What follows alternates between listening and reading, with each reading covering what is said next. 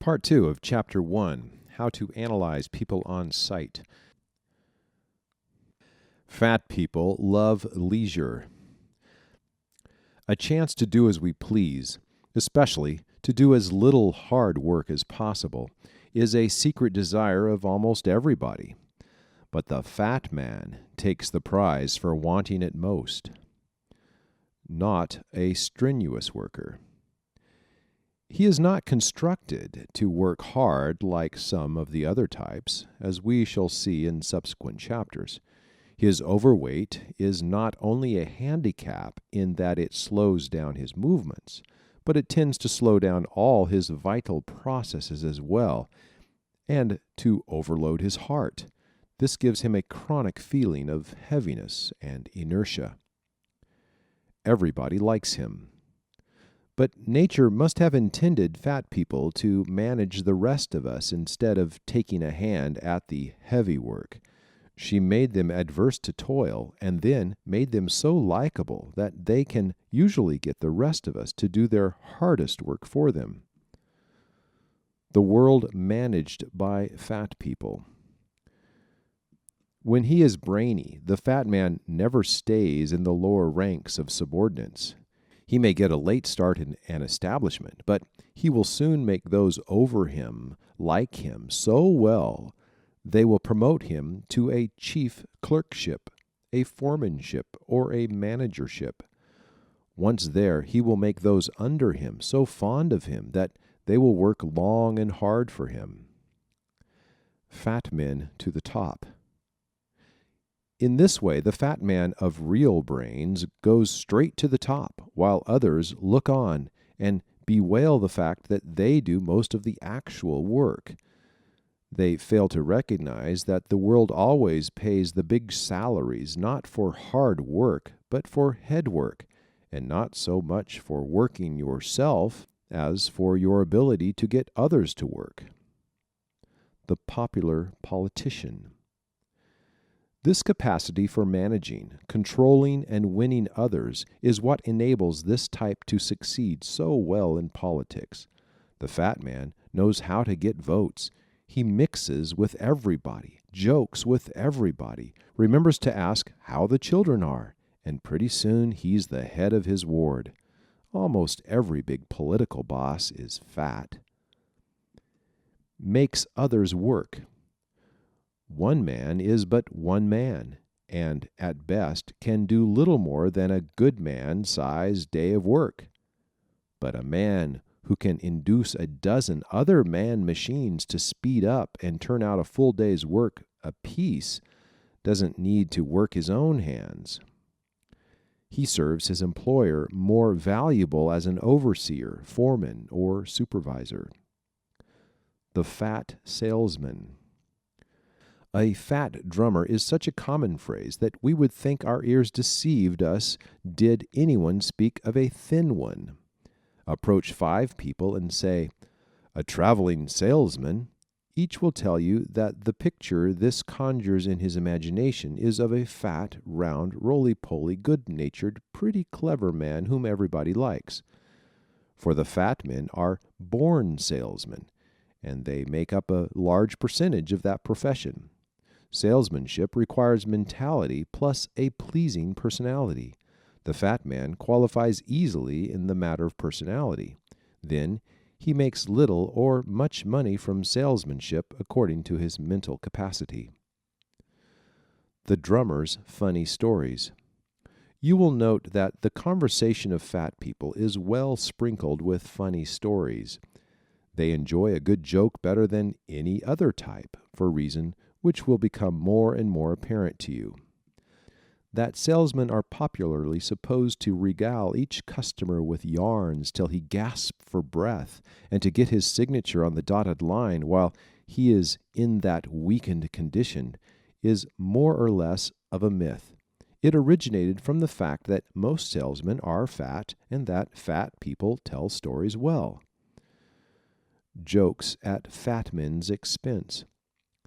"Look at Fatty. Get a truck," and other jibes greet the fat man on every hand. He knows he cannot proceed a block without being the butt of several jokes, but he listens to them all with amiability surprising to the other types. And this good nature is so apparent that even those who make sport of him are thinking to themselves, I believe I'd like that man. The fat man's habits. Never hurry, never worry, are the unconscious standards underlying many of the reactions of this type. If you will compile a list of the habits of any fat person, you will find that they are mostly the outgrowths of one or both of these motives. Won't speed up. You would have a hard time getting an Alimentive to follow out of any protracted line of action calling for strenuosity, speed, or high tension. He will get as much done as the strenuous man when their mentalities are equal, and often more. The fat person keeps going in a straight line with uniform and uninterrupted effort, and does not have the blowouts common to more fidgety people. But hard, fast labor is not in his line. Loves comedy. All forms of mental depression are foreign to fat people as long as they are in normal health. We have known a fat husband and wife to be ejected for rent and spend the evening at the movies laughing like 4-year-olds at Charlie Chaplin or a Mack Sennett comedy. You have sometimes seen fat people whose financial condition was pretty serious and wondered how they could be so cheerful. Inclined to indolence. Fat people's habits, being built around their points of strength and weakness, are necessarily of two kinds, the desirable and the undesirable. The worst habits of this type are those inevitable to the ease-loving and the immature-minded. Indolence is one of his most undesirable traits and costs the Alimentive dear. In this country, where energy, push, and lightning-like efficiency are at a premium, only the fat man of brains can hope to keep up. The inertia caused by his digestive processes is so great that it is almost insurmountable. The heavy, lazy feeling you have after a large meal is with the fat man intermittently because his organism is constantly in the process of digesting large amounts of food. Likes warm rooms. Love of comfort, especially such things as warm rooms and soft beds, is so deeply embedded in the fiber of this type that he has ever to face a fight with himself, which the rest of us do not encounter. This sometimes leads the excessively corpulent person to lax into laziness and slovenliness. An obese individual sometimes surprises us, however, by his ambition and immaculateness. But such a man or woman must always combine decided mental tendencies with his alimentiveness. Enjoys doing favors. The habits which endear the fat person to everyone and make us forget his faults are his never-failing hospitality, kindness when you are in trouble, his calming air of contentment, his tact, good nature, and the real pleasure he seems to experience when doing you a favor. His worst faults wreak upon him far greater penalties than fall upon those who associate with him, something that cannot be said for the faults of some other types. Likes melody. Simple, natural music is a favorite with fat people. Love songs, rollicking tunes, and those full of melody are most popular with him. An easy-to-learn, easy-to-sing song is one a fat man chooses when he names the next selection. They like ragtime, jazz, and music with a swing to it. Music the world over is most popular with fat races. The world's greatest singers and most of its famous musicians have been fat, or at least decidedly plump. Goes to the cabaret. The fat person will wiggle his toes, tap his fingers, swing his fork, and nod his head by the hour with a rumbling jazz orchestra. When the Alimentive is combined with some other type, he will also enjoy other kinds of music, but the pure Alimentive cares most for the primal tunes and melodies. likes a girly show. A pretty girl show makes a hit with fat women as well as with fat men. Drop into the passing show and note how many fat people are in the audience. Drop into a theater the next night where a tragedy is being enacted and see how few fat ones are there. The one made sport of. Fat people enjoy helping out the players if the opportunity offers. All show people know this. When one of those tricks is to be played from the footlights upon a member of the audience, the girl who does it is always careful to select that circular gentleman down front. Let her try to mix up confetti or a toy balloon with a tall, skinny man, and the police would get a hurry call. When we describe the bony type, you will note how very different he is from our friend the fat man. A movie fan. The fat man's theater would be a more fitting name for the movie houses of the country. Not that the fat man is the only type patronizing the cinema. The movies cover in one evening so many different kinds of human interests, news, cartoons, features, and comedy, that every type finds upon the screen something to interest him. But if you will do what we have done, stand at the doorway of the leading movie theaters of your city any evening, and keep a record of the types that enter, you will find the plump are as numerous as all the others combined. Easy entertainment. The reason for this is plain to all who are acquainted with human analysis. The fat man wants everything the easiest possible way, and the movie fulfills this requirement more fully than any other theatrical entertainment. He can drop in when he feels like it, and there is no waiting for the show to start, for one thing. This is a decided advantage to him, for fat people do not like to depend upon themselves for entertainment. The babies of the race. The first stage in biological evolution was the stage in which the alimentary apparatus was developed. To assimilate nutriment was the first function of all life, and is so still, since it is the principal requirement for self-preservation.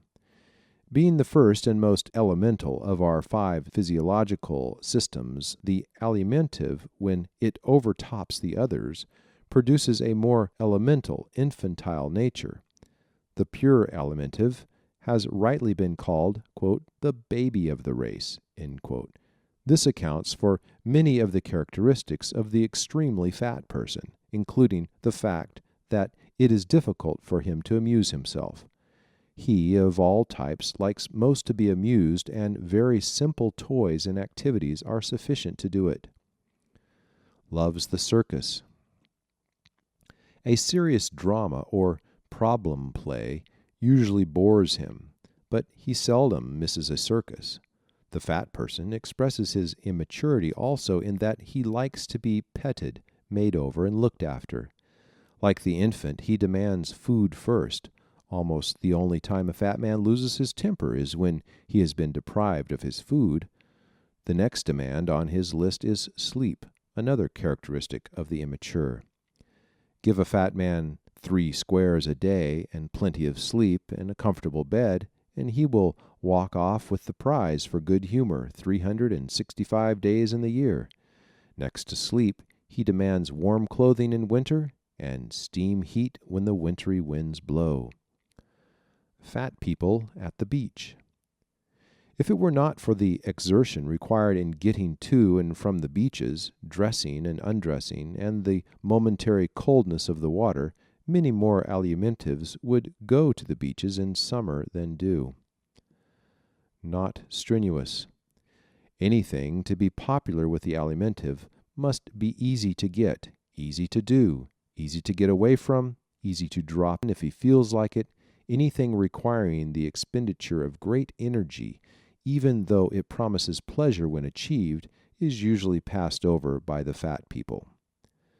The art of getting out of it. "Let George do it," is another bit of slang invented by this type. He seldom does anything he really hates to do. He is so likable, he either induces you to let him out of it, or gets somebody to do it for him. He just naturally avoids everything that is intense, difficult, or strenuous. The peaceable type. If an unpleasant situation of a personal or social nature arises, a quarrel, a misunderstanding, or any kind of disagreement, the fat man will try to get himself out of it without a discussion, except when they have square faces, in which case they are not pure alimentives.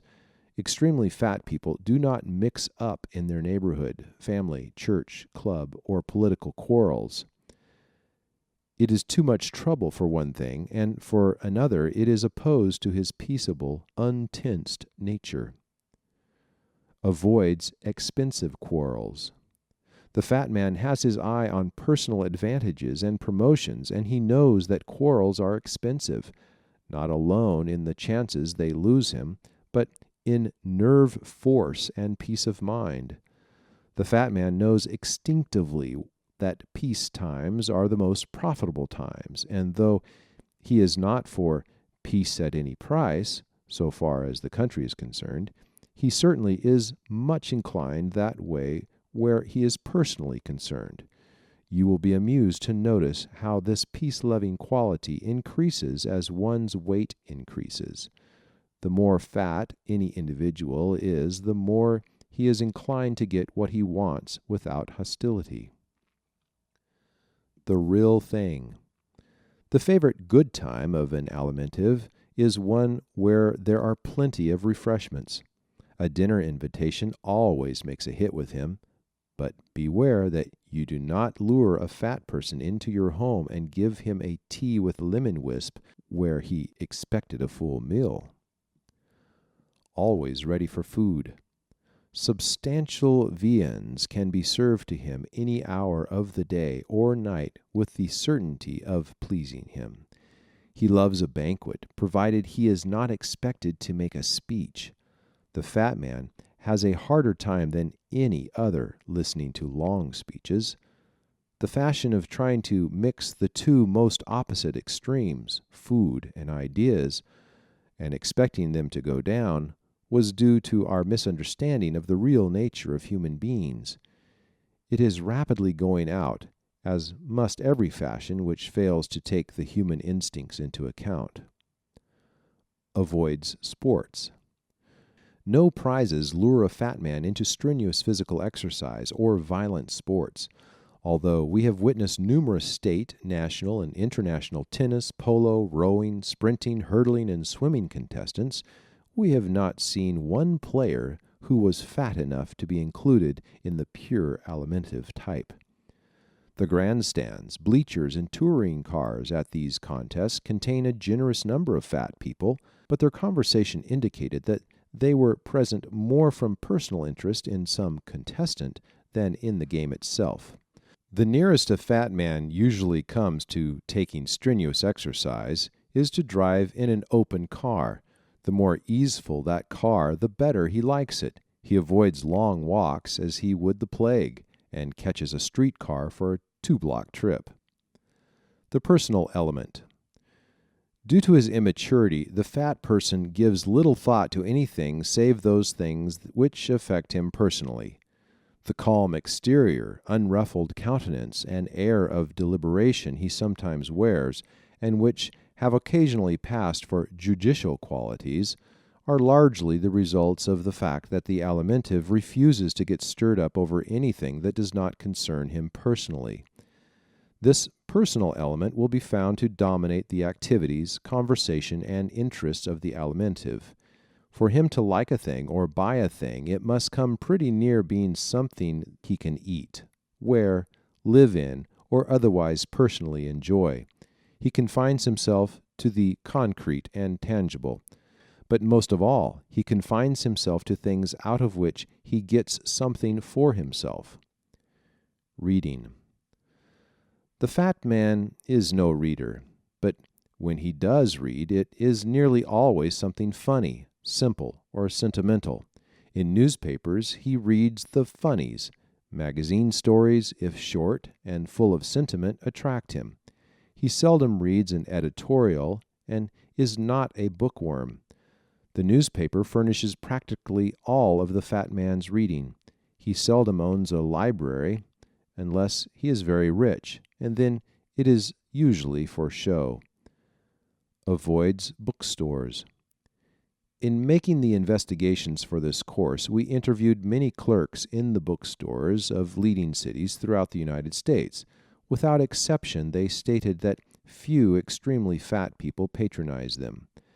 Quote, I have been in this store 17 years, and I have never sold a book to a 250-pounder, one dealer told us. All this is due to the fact with which we started this chapter, that the fat man is built around his stomach, and stomachs do not read. Naturally realistic. The fat man has the child's natural innocence and ignorance of subtle and elusive things. He has the same interest in things and people as does the child. The child's indifference to books, lectures, schools, and everything abstract. Physical assets. I believe I could digest nails, exclaimed a fat friend of ours recently. This perfect nutritive system constitutes the greatest physical superiority of the Alimentive. So highly developed is his whole stomach department that everything agrees with him, and everything tends to make him fat. As Irvin Cobb recently said, quote, it isn't true that one can't have his cake and eat it too, for the fat man eats his and keeps it all. Physical liabilities. A tendency to overeat results naturally from the highly developed eating and digestive system of this type, but this in turn overtaxes all the vital organs, as stated before. Also, the fat man's aversion to exercise reduces his physical efficiency. The pure alimentive and the alimentively inclined should learn their normal weight and then keep within it if they desire long lives. Social assets. Sweetness of disposition is one of the most valuable of all human characteristics. Fat people possess it more often and more unchangingly than any other type.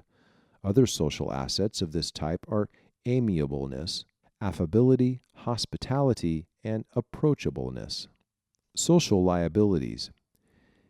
Gaining his ends by flattery, cajolery, and various more or less innocent little deceptions are the only social handicaps of this type. Emotional assets. His unfailing optimism is the most marked emotional quality of this type. Nothing can be so dark that the fat person doesn't find a silver edge somewhere. So in disaster, we always send for our fat friends. In the presence of an amply proportioned individual, everything looks brighter. Hope springs eternal in the human breast, but springs are stronger in the plump folks than in the rest of us. Money spending is also a marked feature of the fat man.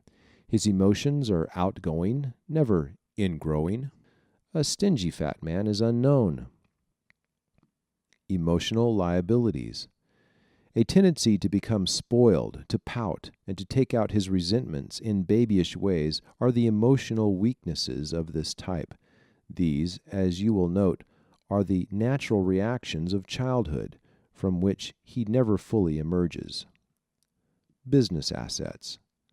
The ability to make people like him is the greatest business and professional asset of this type, and one every other type might well emulate.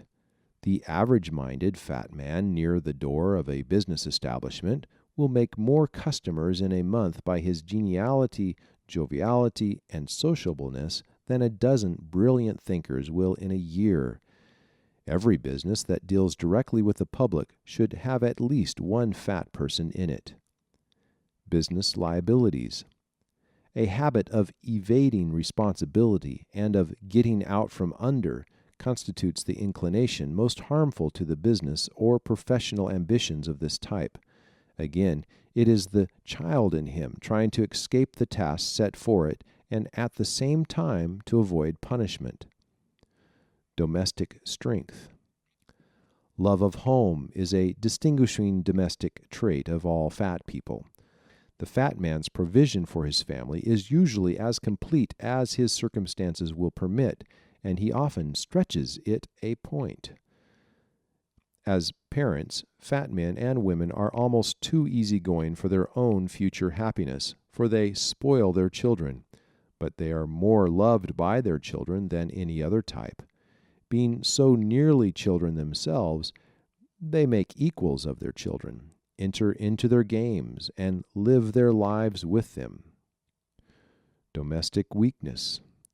Dependence on others, the tendency of allowing oneself to be supported by brothers or sisters or wife, is the chief domestic weakness of fat people. They should begin early in life to depend upon themselves and make it a practice to carry their share of family responsibilities. Should aim at. Developing more of his mental powers with a view to using his head to lessen the manual work he so dislikes, and cultivating an interest in the more mature side of the world in which he lives should be two of the aims of all extremely fat people. Should avoid letting down. Soft snaps and temptations to evade responsibility should be avoided by the fat. Elbert Hubbard said, quote, "Blessed is the man who is not looking for a soft snap, for he is the only one who shall find it." This explains why the fat man, unless brainy, seldom lands one. Strongest points. Optimism, hospitality, and harmony are the strongest points in the fat man's nature. Upon them many a man has built a successful life. Without them no individual of any type can hope to be happy. His popularity and all-rounded compatibility give the fat man advantages over other types which fairly compensate for the weak cogs in his machinery. Weakest points. Self-indulgence of all kinds, overeating, oversleeping, under-exercising, and the evasion of responsibilities are the weakest points of this type. Despite his many strong points, his life is often wrecked on these rocks. He so constantly tends to taking the easy way out. Day by day he gives up chances for ultimate success for the baubles of immediate ease. He is the most likable of all the types, but his indolence sometimes strains even the love of his family to the breaking point. How to deal with this type socially. Feed him. Give him comfortable chairs, the largest you have, and don't drag him into long discussions of any kind. This is the recipe for winning the fat man when you meet him socially. And whatever you do, don't tell him your troubles. The fat man hates trouble, smothers his own, and you only make him ill at ease when you regale him with yours. Don't walk him any more than is absolutely necessary. Let him go home early if he starts. He enjoys his sleep and doesn't like to have it interfered with. Make your conversation deal with concrete personal things and events. Stay away from highbrow subjects. The best places to eat and the best shows of the week are safe subjects to introduce when with very fat people. How to deal with this type in business. Don't give him hard manual tasks. If you want this kind of work done, get someone other than an extremely fat man to do it. If you hire a fat man, blame yourself for the result. Give your fat employee a chance to deal with people in a not so serious way, but hold him strictly to the keeping of his records, reports, and working hours. If this fat person is a dealer, a merchant, or a tradesman, keep him to his word. Start out by letting him know you expect the delivery of just what he promises. Don't let him jolly you into relinquishing what is rightly yours. And keep in mind always that the fat person is usually good at heart. Remember, the chief distinguishing marks of the Alimentive, in the order of their importance, are rounded outlines, immature features, and dimpled hands. A person who has these is largely of the Alimentive type, no matter what other types may be included in his makeup. End of part 2 of chapter 1.